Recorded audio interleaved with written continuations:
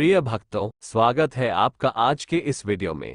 भक्तों, जीवन में कभी न कभी मनुष्य को कुछ ऐसी मुश्किलों का सामना करना पड़ता है जब उसके पास समस्या का कोई समाधान नहीं होता।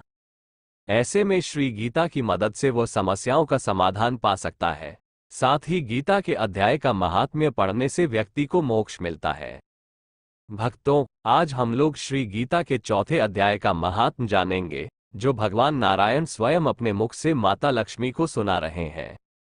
आप ध्यान से देखिए, सुनिए और समझिएगा, और वीडियो को अपना प्यार जरूर दीजिएगा।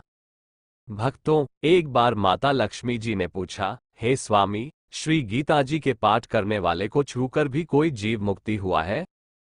तब श्री नारायण जी ने कहा, हे देवी, इस संबंध में मैं आपको मुक्ति की एक पुरातन कथा सुनाता हूं। आप ध्यान से सुनिए।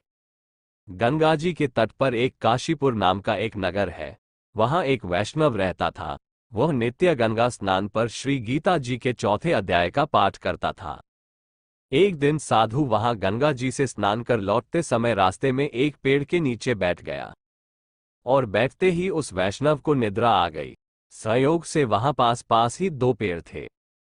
वैष्णव एक पेड़ की तरफ पांव और दूसरी तरफ सर रखकर वहीं सो गया, जिससे एक पेड़ से उसके पांव लगे और दूसरी से सिर लग गया। वे दोनों पेड़ आपस में दो बहनें थीं। आपस में बैर रखने के कारण उनको पेड़ की योनि प्राप्त हुई थी। इन वैष्णव स्पर्श से उनके पत्ते सूख गए और पेड़ की योनि से उनकी मुक्ति हो गई। श्री गीता का पाठ करने वाले वैष्णव के स्पर्श से उनके पुण्य बढ़ गए और दोनों एक अच्छे ब्राह्मण के घर, ब्राह्मण के दो कन्याएं हुई। फिर ब्राह्मण के घर जन्म लेकर उन दोनों कन्याओं ने तपस्या करना आरंभ कर दिया। वैष्णव के और श्री गीता के पुण्य से उन्हें अपना पिछला जन्म याद था। जब वे दोनों बड़ी हुई, तब उनके माता पिता ने कहा, हे पुत्रियों, अब तुम्हारा विवाह कर देना चाहिए। तब उन दोनों बहनों ने माता पिता से कहा कि हम विवाह नहीं करेंगे, हमें अभी और तपस्या करना है। उन्होंने कहा, हमारी एक यही अभिलाषा है कि वो साधु हमें पुनः दर्शन दे, जिसके स्पर्श करने से हमें पेड़ की योनि से छुटकारा मिला था और मानव जीवन मिला। यह विचार कर उन दोनों ने माता पिता से तीर्थ यात्रा पर जाने की आज्ञा मांगी। तब उनके ब्राह्मण माता पिता ने उन्हें तीर्थ यात्रा की आज्ञा दे दी। तीर्थ यात्रा करती करती वो पुनः उसी काशी नगरी में पहुंची। कुछ दिन वहां बिताने के बाद वो तपस्वी वैष्णव वही गंगा जी किनारे बैठे मिल गए, जिनके स्पर्श से उन्हें पेड़ की योनि से मुक्ति मिली थी। उन दोनों कन्याओं ने उनके चरण वंदना की। तब वैष्णव साधु ने कहा, तुम लोग कौन हो?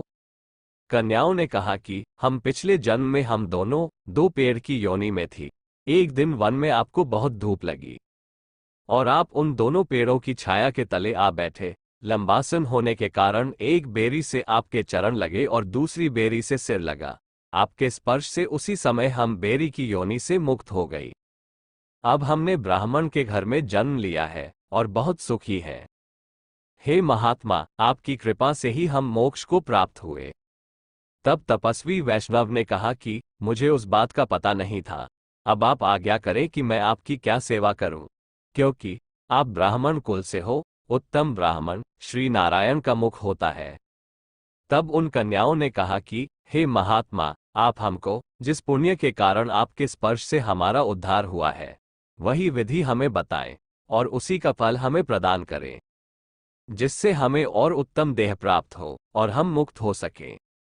तब वैष्णव संत श्री गीता जी के चौथे अध्याय का फल बताते हुए उन्हें श्री गीता के चौथे अध्याय का पाठ करने के लिए कहा तथा अपने किए पाठ का फल भी संकल्प कर उन्हें ही प्रदान कर दिया। श्री गीता के चौथे अध्याय के पाठ का फल उन्हें देते ही आकाश से विमान आए और वे दोनों बहनें देव योनि को प्राप्त होकर बैकुंठ धाम को गए। भगवान श्री हरि नारायण कहते हैं कि हे देवी, यह चौथे अध्याय का महात्म्य है। फिर भगवान बोले, हे सुंदरी, सुनो, मैं गीता में अपनी स्थिति का वर्णन करता हूँ। क्रमशः 5 अध्यायों को तुम 5 मुख जानो, 10 अध्यायों को 10 भुजाएं समझो तथा 1 अध्याय को उदर और 2 अध्यायों को दोनों चरण कमल जानो। इस प्रकार यह 18 अध्यायों की वाड्मयी ईश्वरीय मूर्ति भगवद गीता ही है, ऐसा समझना चाहिए। धन्यवाद। शुभम अस्तु।